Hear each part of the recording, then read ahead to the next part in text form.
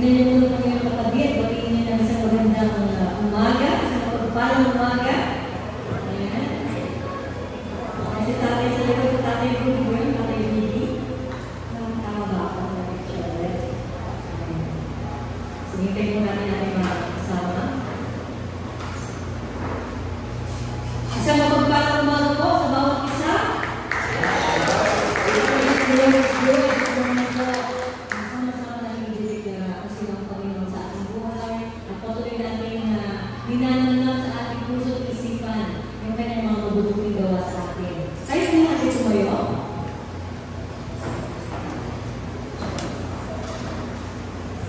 Ay basahin ang awit 11, yung buong chapter po.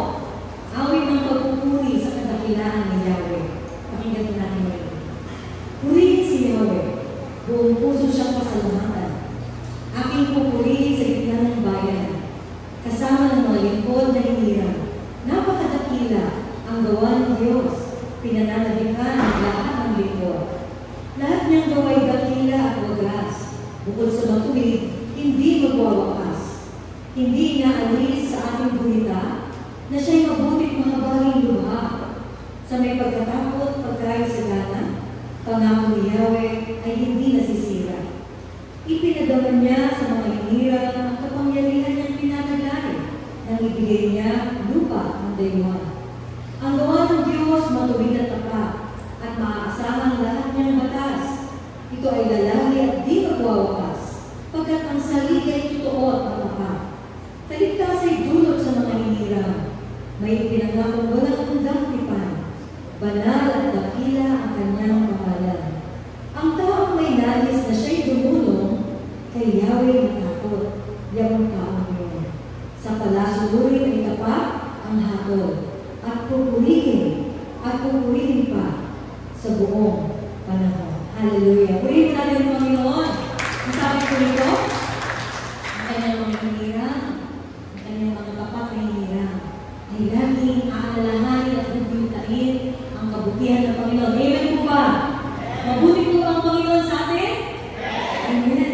Dapat po kumpiyansa tayo kung dinideclare yun dahil talagang wala pong panahon. Sige po, isip tayo, wala pong panahon sa buhay natin na maaalala natin na ang Panginoon po ay nagulang. Meron po ba? Wala po. Amen. Para mapunin po lang ang Panginoon. Wala po tayo maaalala, mga kapatid, na tayo po ay kinalimutan ng ating Panginoon. Kaya po sa umaga nito lagi, every week, tayo po lagi nire-remind. Weekly nire-remind tayo. Ang dapat po natin alalahanin, bunitain, ang lahat po ng mabubuting gawa ng Panginoon sa ating buhay. Alam po natin yun, na ang endless, ang pinaka-dulo ng ating po pananampalataya nito, yung talagang pinaka-hahalalan natin, ay syempre yung isang araw, pagkatapos ng buhay natin, ay kasama tayo ng Panginoon sa langit. Amen po ba? Pero habang hindi pa po dumating yun, ang nakikita po natin ay lahat ng mabubuting gawa ng Panginoon sa ating buhay. Lahat ng mabubuti, maging po yung ating mga problema ay hindi mabuti sa harapan ng ating Panginoon. Bakit po? Dahil kung tayo po nagkakaroon ng problema, naranasan po natin ang kapangyarihan ng Panginoon. Amen po ba? At tayo nagkakasakit, naranasan natin ang hilig ng Panginoon. Amen? At tayo nagkukulat, naranasan natin ang provision ng Panginoon. Amen po ba? Hindi po pala tayo nagkukulang. Hindi po yung word ko. Hindi po tayo nagkukulang. Yung tila ba, tingin lang natin ay parang may pagkukulang. But then, God is faithful. Amen? God is faithful. Sige po, sama-sama po natin i-declare that noon, hanggang ngayon, ating Panginoon ay hindi niya sumabago. Kanyang pagmampo. Hindi niya kakalimutan. Lagi kayo nasa isipan ng ating Panginoon. Hallelujah.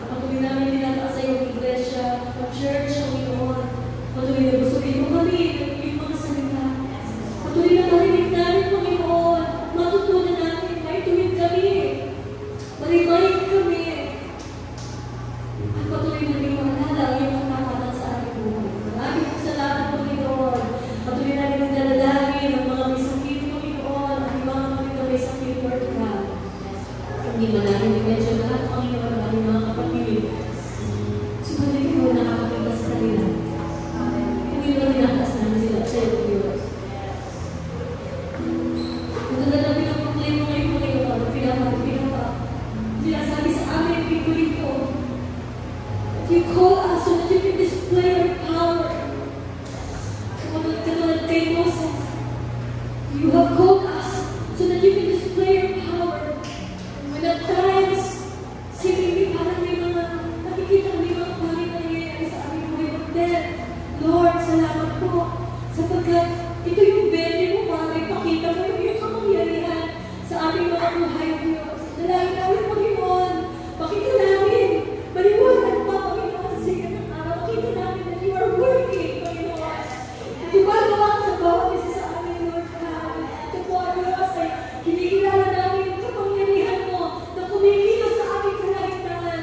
Kahit pa kami nagkakaroon ng mga problema, kahit pa kami nagkakaroon ng pagkakasakit, kahit pa na naman, Panginoon, sitwasyon na hindi maganda sa aming paningin, Panginoon, ang nangyayari sa amin.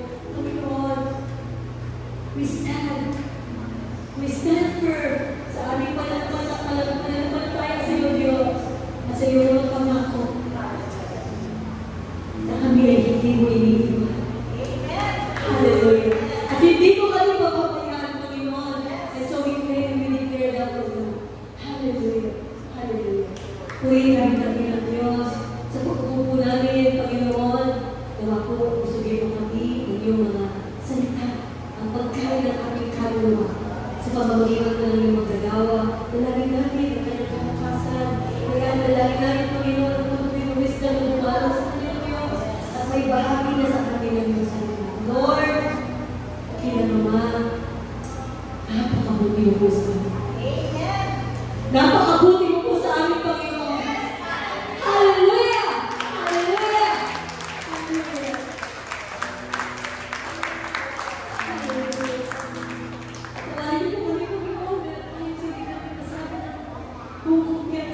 We pray, Lord, bigyan mo kami lagi ng kumpiyansa na we declare, napakabuti mo, Panginoon, napakabuti mo po sa buhay natin. Napapatunayan po namin sa araw-araw. Kaya po, Panginoon, sa aming pagpupo, kami po ay anticipating sa lahat ng mga masasalita mo sasabihin sa amin. Pinupuli namin ang Diyos, our praise our heart. Nandalangin namin ang aming mga bisita, o Diyos. Hindi ko nagkakaroon na dinadala mo sila dito. Naniniwala kami, hindi nagkakaroon na dinadala ng paa nila. Dinadala mo sila, Panginoon, dito sa lugar na ito. May nais kang sabihin sa kanila. Nanangin natin o Diyos, marinig nila ng kinig. Makilala ka nila. Bilang kanilang Panginoon at nagkakabigkas. Hallelujah. Lahat po ng ito, Panginoon, ay sinasabit namin